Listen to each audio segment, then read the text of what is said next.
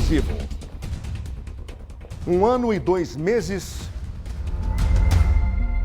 que a família não tem resposta sobre o que aconteceu com Igor Brites Mantuani. Ele que se envolveu em um acidente de trânsito na MT-010, popularmente conhecida como Estrada da Guia. De madrugada, na primeira versão, ele teria perdido o controle da direção do carro, saído da pista e batido em árvores. Os pais dele estavam de férias em Santa Catarina. Eles perceberam que havia alguma coisa errada. Na sequência, receberam a notícia de madrugada, passaram mal, tiveram de ser medicados no voo para Cuiabá. Quando o casal imaginava encontrar o filho no hospital, veio a pior notícia da vida deles. Em vez de UTI, uma capela mortuária. Para a família, Igor Brites havia sido vítima de acidente. Contudo, uma ligação do IML mudaria completamente o rumo das investigações. É a história da vida real, minha gente. É reportagem exclusiva. Se mexe com você, mexe com a sua vida, mexe com o Cadeia.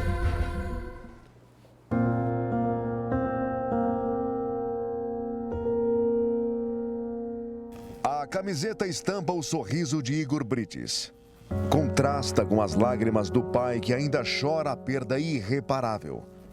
Seu Vilamir Mantuani não imaginava que a ordem natural da vida não se realizaria com um de seus 4 filhos, o mais próximo dele.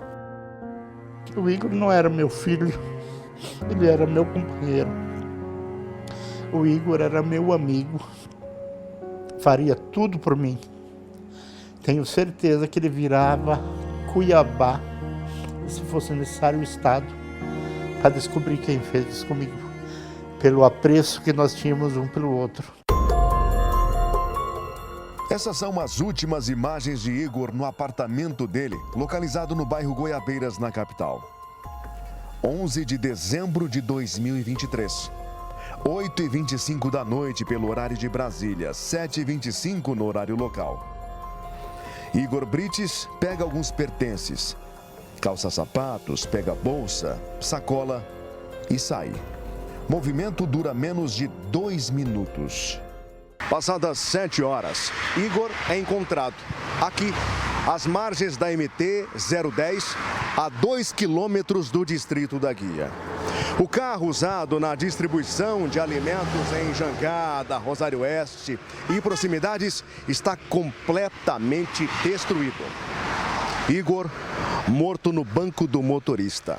Ao lado do corpo, um canivete e uma pistola calibre 380 milímetros da vítima, sem nenhuma munição deflagrada.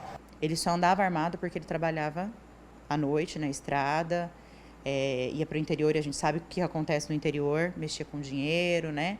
Então, até então, quando ele sumiu, a gente até achou que ele pudesse ter sido sequestrado, algo desse sentido. Sepultamos ele como acidente, porque os filhos quiseram nos proteger. Jamais imaginei.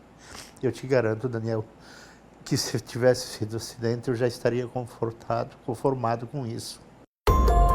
3 dias depois, a família recebe informações da perícia.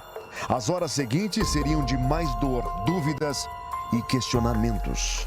Não foi esclarecido para nós, como familiares, como os pais, da maneira correta. Não foi feito as investigações da maneira correta.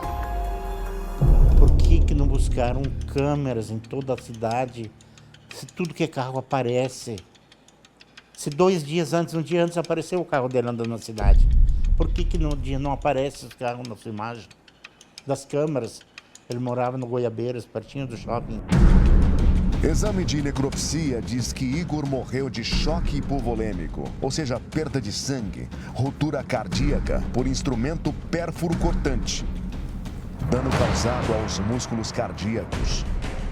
Estava 60 por hora, segundo os peritos. A perícia feita pela polícia, que estava 60 por hora. Você acha que o cara não controla um carro? Outra coisa, por que o volante estava intacto? O volante não tem uma torção. O carro, a pessoa quando vai capotar um carro ou bater, Ela se firma do volante que o volante vira um S. Eu já bati em rodovia. Eu sei que assim, se entorta o volante, que você se segura. O volante intacto.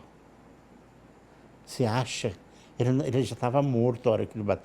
Ele não tinha força nem para segurar o volante mais. Tayuana, foram quantas perfurações? 48 perfurações. Em quais partes do corpo? Lateral, cabeça, ouvido, tórax. Fora a do coração, teve outras perfurações, barriga, que eu me lembre. Seu irmão foi torturado? Por tudo que a gente viu, eu acredito que sim. Eu acredito que sim. O que você viu? Como eu voltei de lá, eu vou falar o que os meus irmãos viram, tá? A calça dele ele estava limpo, isso eu vi. Eu o vi deitado dentro do carro, então isso eu posso dizer. Eu vi ele deitado. Ele não tinha sangue nele, esvairado de sangue. Não tinha. Ele tinha essa poça de sangue que eu relatei no começo. Alguns caquinhos de vidro, assim, bem pequenininhos, estilhaços. Os joelhos sujos, como se tivesse ajoelhado. O joelho sujo como se tivesse ajoelhado. Marcas nas mãos? A mão direita dele estava com escoriações como se tivesse lutado. Bastante inchada, bastante roxa e escoriações como quem tivesse dado briga, né? Escoriações.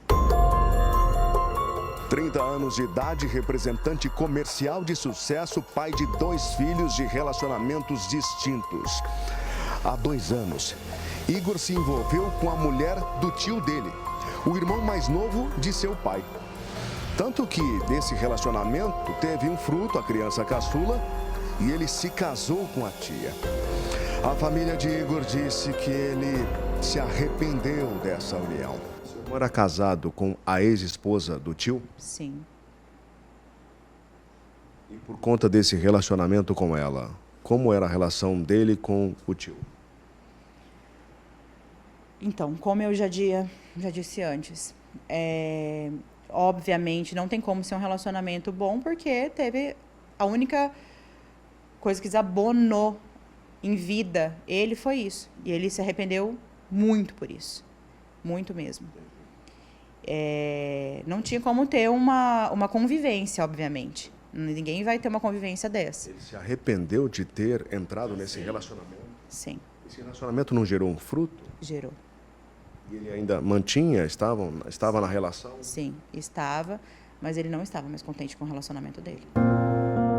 A investigação ainda não respondeu se o fato de Igor se envolver com a tia tem ou não alguma relação com a morte dele, se é ou não crime passional. Os ferimentos foram provocados no acidente ou tortura? E qual seria a motivação? Passado 1 ano e 2 meses, a família ainda não tem respostas da investigação. Não sabe se a morte foi em decorrência de acidente, de um crime, nenhum suspeito foi identificado. Aqui na DHPP, que é a Delegacia Especializada de Homicídios, descobri que o inquérito está em fase de conclusão e o delegado deve apresentar um relatório nos próximos dias. Se alguém pensa que tiraram ele de mim, o Igor, eu amo ele, o amor que eu tenho pelos meus filhos e por ele não tem dimensão. E eu sei que em breve eu vou encontrar meu filho. Eu sei disso. O Pai do Céu, ele sabe o que prepara pra gente, né? Só que o fardo que eu tô carregando é muito pesado. Falei hoje para minha esposa, eu não sei até onde eu vou, mas eu vou lutar. Eu falei que eu não quero faltar aqui sem ter uma solução pro meu menino.